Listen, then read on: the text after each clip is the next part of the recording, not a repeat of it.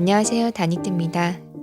시작하는 기초코를 만드는 첫 동작, 슬립노트를 어떻게 잡느냐에 따라 모서리의 모양과 앞으로 할 손동작을 결정짓기도 합니다.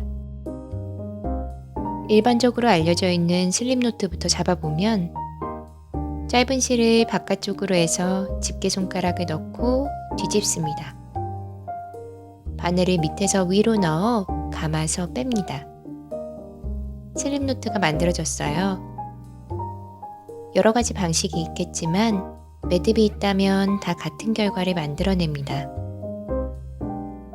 이번에는 제가 하는 방식으로 해볼게요. 아무리 찾아도 이름은 모르겠고 옛날에 배운 방식입니다. 짧은 실을 안쪽으로 해서 손에 쥐고 집게 손가락에 씌운 다음 바늘을 고리 안으로 넣어 감아서 뺍니다. 살짝 방식이 다른데 어떤 차이가 있는지 비교해 보겠습니다. 맨 오른쪽 모서리의 모양을 주목해 주세요. 아직 한 단만 잡혀 있어서 잘 보일지 모르겠지만 맨 첫 코의 앞뒤가 바뀌어 있는 상태입니다. 확대해서 자세히 보면 왼쪽에 제가 사용하는 방식은 코인 겉뜨기 코 하나가 밑에 있는 듯 하고 오른쪽 기본 방식은 안뜨기 바가 있는 듯 보입니다. 이게 위에 편물이 따라 올라가면 훨씬 더 드러나게 돼요. 뒤집어서 안쪽은 이렇게 생겼습니다.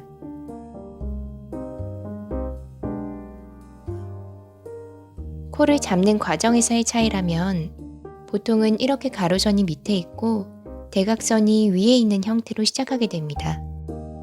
근데 저는 이걸 180도 뒤집은 형태로 잡습니다. 그리고 바늘을 넣는 위치도 다릅니다. 오른쪽 엄지에 콤비네이션 방향으로 코 안으로 넣었다면 일반 슬립노트는 웨스턴 겉뜨기 하는 방향으로 바늘을 넣습니다. 이런 차이는 매듭의 방향을 반대로 바꿉니다. 완성된 편물로 차이를 한번 보여드리면요. 오른쪽 거는 제가 하는 방식의 슬립노트, 꼬인 겉뜨기 코를 바탕으로 해서 쭉 겉뜨기 모양이 올라가고 있습니다. 가까이에서 보면 이렇고요. 뒤를 돌려보면 안쪽은 이런 모양이 나옵니다. 왼쪽은 겉뜨기 모양이 쭉 따라 올라간다기보다는 안뜨기처럼 생긴 바가 드러나는 게 보입니다.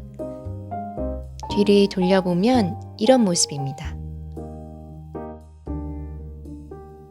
이런 이유들로 저는 슬립노트를 반대로 잡습니다.